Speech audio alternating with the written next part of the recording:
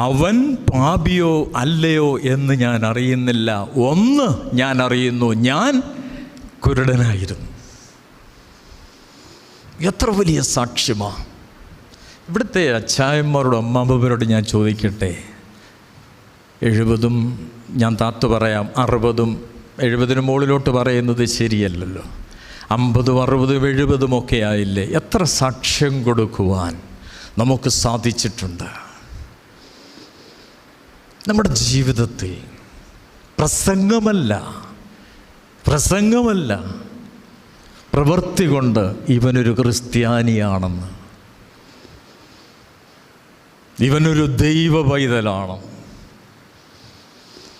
ഇവൻ സമൂഹത്തിന് നന്മയാണ്, ഇവൻ ക്രിസ്തുവിൻ്റെ ശിഷ്യനാണ്, ഇവൻ ക്രിസ്ത്യാനിയാണെന്ന് സാക്ഷിക്കുവാൻ ജീവിതം കൊണ്ട് സാക്ഷിച്ചിട്ടുണ്ടോ? പരിശുദ്ധ നോമ്പ് 36-ാം ദിവസം